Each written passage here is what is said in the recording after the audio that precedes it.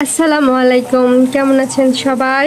আমরা আলহামদুলিল্লাহ ভালো আছি। যে যেখান থেকে আমাদের আজকের ভিডিওটি দেখা শুরু করছেন, প্লিজ ভিডিওর শুরুতে ছোট্ট করে একটা লাইক দিয়ে ভিডিওটি কন্টিনিউ করবেন। এই তো বাইরে ঝুম বৃষ্টি হচ্ছে, আর তাফসিরের বাবা শুধু বলে আমি যখন বাসায় থাকি ছুটির দিনে সেই দিন কেন বৃষ্টি হয় না, তাহলে তো আমি একটু ভিজতে পারি। কিন্তু সে যেদিন বাসায় থাকে আনফর্চুনেটলি সেদিন বৃষ্টি হয় না। অফিস ডেতেই এই তো ঝুম বৃষ্টি শুরু হয়ে গেছে। মানে যে 2 দিন প্রচণ্ড গরম পড়েছিল, বৃষ্টি সব একদম গরম ধুয়ে মুছে নিয়ে গেল। এত শান্তি লাগতেছিল বৃষ্টি হওয়ার পর, কি আর বলবো। তো এই তো আমার বেলকনি বাগান, যেটা আপনাদের সাথে শেয়ার না করলে আসলে আমার ভালো লাগে না। আর বৃষ্টির দিনে মানে বেলকনিতে আসলে অনেক বেশি ভালো লাগে। সব পাতা একদম চিরসবুজ হয়ে থাকে, খুব সুন্দর লাগে। যে আমার পুর্তলিকা গাছে সুন্দর সুন্দর ফুল ফুটেছে, দেখতে মাশাআল্লাহ অনেক বেশি ভালো লাগছে। আর বেলকুনি বাগান থেকে আমি সোজা চলে এসেছি আমার এই যে বেড সাইড টেবিলটা একটু ধুলা দিয়ে মানে রেগুলার পরিষ্কার করি, তারপরে জানি না বৃষ্টি হচ্ছে বাইরে থেকে এত ধুলা যে কই থেকে আসে। প্রত্যেক দিন খালার রুম মুছে ক্লিন করে দিয়ে যায়, তারপরেও দেখা যায় অনেক বেশি ধুলা পড়ে। তো যাই হোক, সেটা একটু আমি ক্লিন করতেছি। তো প্রত্যেক দিনই দেখা যায় একটু একটু করে ক্লিন করি সব কিছু। আসলে একা হাতে সব কিছু পাই না, ছোট বাচ্চাকে নিয়ে ওর পিছনে আমি সময় মানে বেশি দেই, ওকে নিয়ে গল্প করি, ওকে খাওয়াই দাওয়াই। তো যাই হোক, তার ফাঁকে ফুঁকে যতটুকু পারি আর কি আমি আমার সুন্দর করে ক্লিন করার চেষ্টা করি। রেগুলার না হলেও 2-1 দিন পর পর দেখা যায় আমি এগুলো সব ফার্নিচার ক্লিন করি। আর সেগুলো হয়তো সবসময় ভিডিওতে আমি ক্যাপচার করি না, সেটা তো আপনাদেরকে সবসময় বলি, যতটুকু পারি ক্যাপচার করার চেষ্টা করি। তো এখানে আমি সুন্দর এই যে ম্যাটটা বিছিয়ে নিলাম, এটার উপরে আমি ফুলদানি রাখবো, দেখতে অনেক বেশি ভালো লাগে। তো এখানে যে মোবাইল স্ট্যান্ড, এখানে একটু রেখে মোবাইল দেখি অনেক সময়, আর এটা বেড সাইড টেবিলের কাছে রেখে দেয়। তো যাই হোক, আমি এখানে ছোট্ট একটা ফ্লাওয়ার ভাস রেখে দিয়েছি, দেখতে অনেক বেশি ভালো লাগে। আর দেখা যায় ট্রান্সফারের বাসা হলে হয় কি অনেক জিনিস নিয়ে মানে ক্যারি করা অনেক বেশি ঝামেলা হয়ে যায়, যার কারণে অনেক কিছু চাইলেও কিনতে পারি না। তারপরে টুকিটাকি যতটুকু পারি নিজেদের সাধ্যমতো করার চেষ্টা করি। তো আমি সব এই বেড সাইড টেবিলটা ক্লিন করলাম, তারপর অফ ক্যামেরায় আমি আমার খাটের সাইডটাও ক্লিন করে নিয়েছি। আর ক্লিন করলে হবে কি, যে দেখেন আমার ছেলের হচ্ছে খেলাধুলার জায়গায় হচ্ছে এটা। সে যে বেডের উপর সব কিছু নিয়ে এভাবে খেলবে আর আমাকে বলবে মা আমি কি একটু বেডে খেলতে পারি। কি বলবো, ছেলের আবদার তো আর মানে না করতে পারি না। তাকে যত বেশি নিষেধ করব সে এখানে বসেই খেলবে। আমি বলি বাবা মেঝেতে খেলো, মেঝেতে অনেক জায়গা, কিন্তু না, তার খেলার জায়গায় হচ্ছে বেড। সে খেলে কিন্তু পাশে এভাবে মোবাইল অন করে রেখে দেয়, মোবাইল সে দেখে না, কিন্তু মোবাইল অন রেখে সে এভাবে যে সুন্দর মতো খেলে। আমি দিনে যে কতবার বেড গোছায় তার ঠিক নাই। তো যাই হোক, এই যে ড্রেসিং টেবিলের উপরেরটাও দেখতে পাচ্ছেন, তার খেলনার জায়গা হচ্ছে না, সে তার উপরেও সুন্দর করে খেলনা রেখে দিয়েছে। এ হচ্ছে আমার ছেলের কাহিনী, এই যেটা বলছে। আর সে মাশাআল্লাহ সুন্দর একটা হাসি দিয়েছে, এই যে সবাই তোমাকে দেখছে, মা না না বাবা না না না।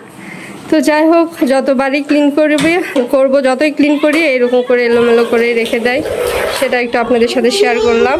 আর এই তো সকালে ঘুম থেকে উঠে আমি সব কিছু ক্লিন করে নিয়েছি, খালা এসে সব কিছু গোছগাছ করে দিয়ে গেছে, সোফা টোপা, তারপরে হ্যাঙ্গিং শেলফটাও ক্লিন করে নিয়েছি একটুখানি করে। সব কিছুই আমি আর কি ক্লিন করেছি, একটু একটু করে আপনাদের সাথে শেয়ার করছি। আর এই তো অফ ক্যামেরাও এর ফাঁকে রান্নাও করে নিয়েছি।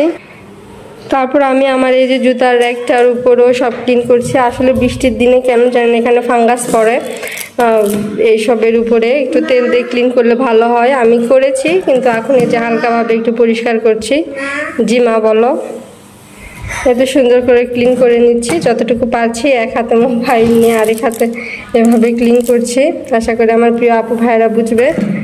তো যাই হোক, প্রত্যেক দিনই মেয়েদের এসব কাজ থাকে, ঘর পরিপাটি থাকলে আসলে মন শরীর মন দুইটাই ভালো থাকে। আর ঘর যদি এলোমেলো থাকে তাহলে আসলে কিছুই ভালো লাগে না। তো এর জন্য মেয়েদেরকে যেটা করতে হয় সেটা হচ্ছে সব কিছু সবসময় পরিপাটি করে মানে গুছিয়ে রাখতে হয়। আমি যতটুকু সম্ভব করি। তারপরে যে ছোট বাচ্চা থাকলে তো একটু এলোমেলো এদিক সেদিক হবে, সেটাও সবসময় দেখা যায়। ও যখন খেলে ওকে দিয়ে আবার সব কিছু আমি বলি, বাবা তুমি খেলছো, তোমার খেলা শেষ, এখন সব কিছু গুছিয়ে রাখো। এটা তাকে আমি ছোটবেলা থেকে এই অভ্যাসটা করিয়েছি। মাশাআল্লাহ, সবাই আমার ছেলের জন্য দোয়া করে দিবেন। নতুন কড়াই কিনলে যা হয় আর কি, দেখা যায় এই কড়াইয়েই সব কিছু রান্না করতে ইচ্ছে করে। তো এখানে আমি অফ ক্যামেরাতে যে মুরগির মাংসটুকু রান্না করে নিয়েছি, এটা একটু মানে সুন্দর মতো আবার গরম করে নিচ্ছি।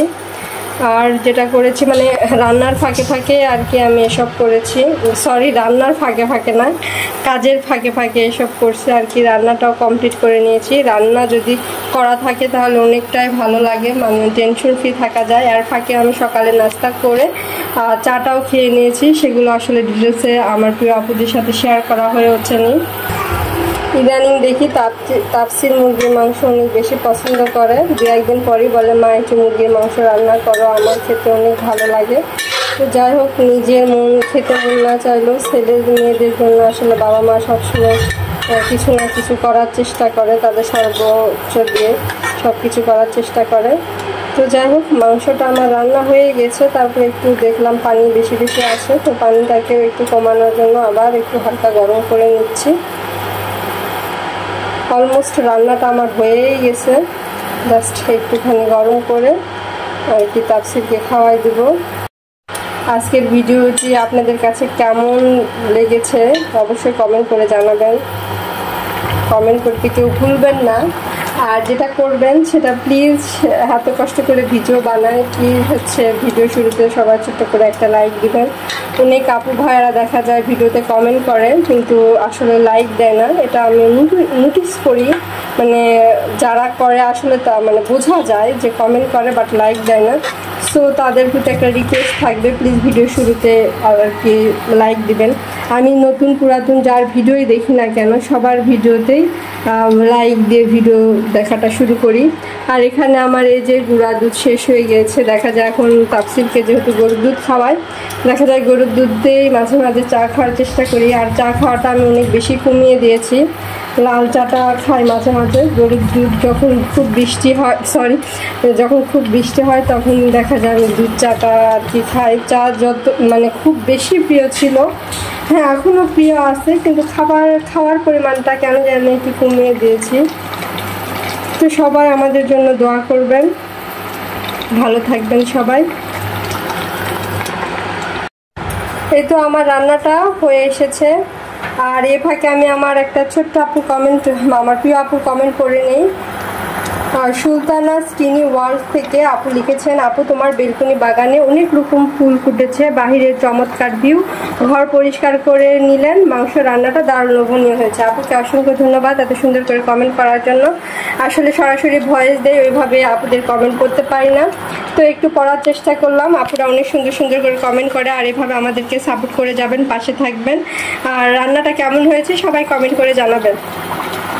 সবাই ভালো থাকবেন। আর যেটা করবেন ভিডিও আমরা বাইরে যাব সেটাও আপনাদের সাথে শেয়ার করব, এরপরের অংশের সাথে সেটা আর কি জুড়িয়ে দিব। তো সবাই সে পর্যন্ত আমাদের সাথেই থাকবেন ভিডিওর শেষ পর্যন্ত। হয়তো আমরা এখন বিগ বাজারে এসেছি। বিগ বাজারে আসলে তেমন কোনো কেনাকাটা না, একটু ঘুরতে ঘুরতে চলে এসেছি। তবে এখন যেহেতু ঈদের বাজার না, এই কারণে কিন্তু মার্কেট ফাঁকা, মানুষজন সেরকম নাই, টুকটাক আছে। আমরা যেখানে যাই একটু কিছু পছন্দ হলে যে কিনে ফেলি। এখানে শপিং করলাম। বিগ বাজারে আসার আগে আমরা কিছু ফাস্টফুড খেয়েছি, বাট সেগুলো কোনো ভিডিও ক্লিপ নেওয়া হয়নি, আর তাই আপনাদের সাথে শেয়ারও করতে পারছি না। তো যাই হোক, ঘুরতে ঘুরতে বেশ ভালো সময়ই কাটলো। আমরা দুই টোনাটুনি তানু মানু একটু সুযোগ পাইলেই ঘুরে বেড়াই, একটু ভালো সময় কাটানোর চেষ্টা করি। যেহেতু বাইরে থাকি তাই চেষ্টা করতে হয় নিজেদেরকে নিয়ে একটু ভালো থাকার। আজকের ভিডিওটি এখানে শেষ করছি। তো সবাই ভালো থাকবেন, সুস্থ থাকবেন। আল্লাহ হাফেজ, আসসালামু আলাইকুম।